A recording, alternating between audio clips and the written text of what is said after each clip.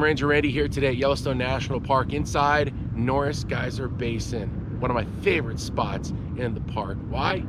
Well, a lot of thermal activity. You're gonna see a lot of geysers here today. And one of the first things you're gonna notice when you come into the park is the smell. It's sulfur. You're gonna smell it right away. There's two basins. One is the back basin, one is the Porcelain Basin. We're gonna take you on the Porcelain one first. Why does it get its name? I'll show you. And yeah, you're gonna love some of these sites. The geysers are amazing. On the back side is the Steamboat Geyser, and it is one of the most and largest geysers on planet Earth when it erupts. I'm gonna show you some features about that and many more here today. Hopefully you enjoy it.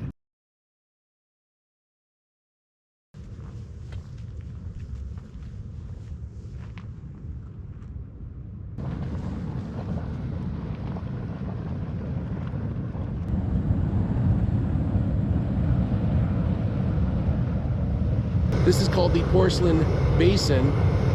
Where does it get its name? Look at that. Look at that color. Isn't that amazing?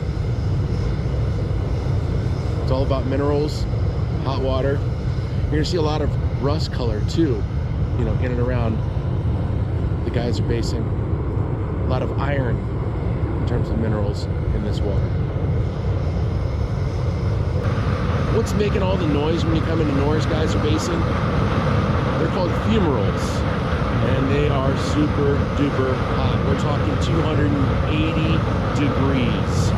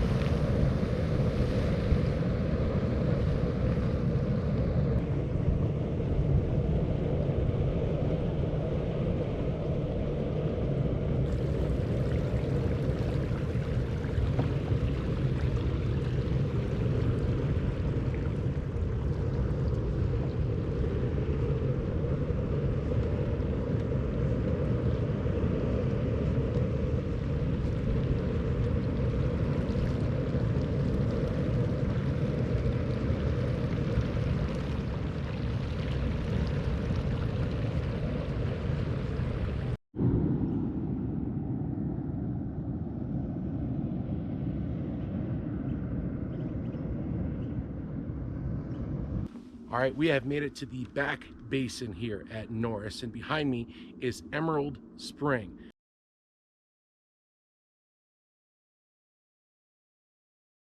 Well, here we are. This is the world's tallest active geyser, and it's right here in Yellowstone National Park in Norris. All right, you want to go to it, you want to check it out. It's an easy walk on the boardwalk.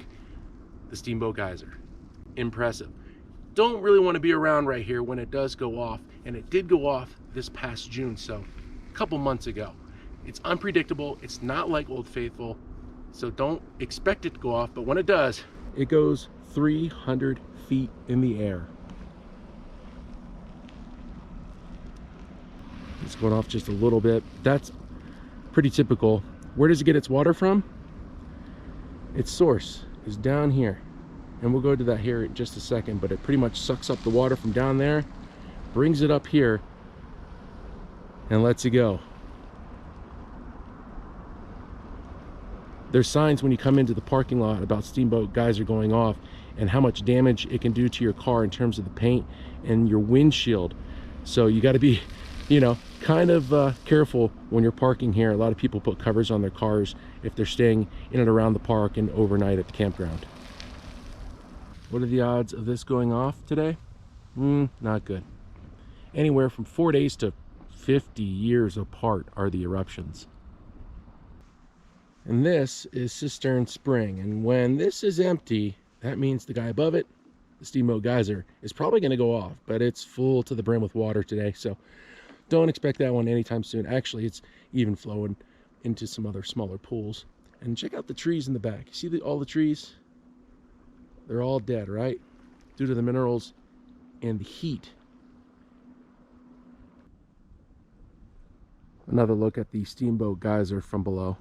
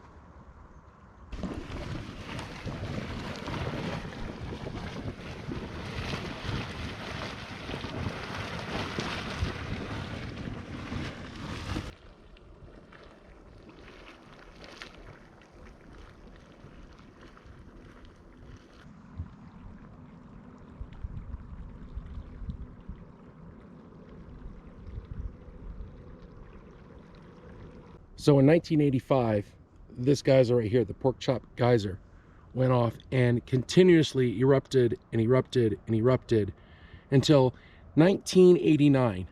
Those rocks that you see right here, they were all in it, and it blew up.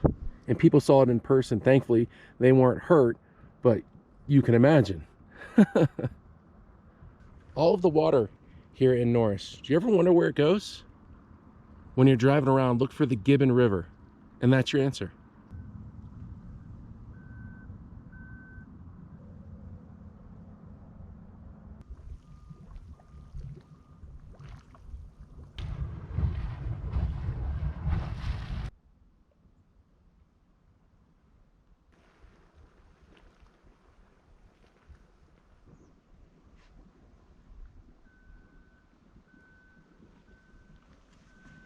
And this geyser right here is exactly why you don't throw anything into any of these geysers here at Yellowstone National Park.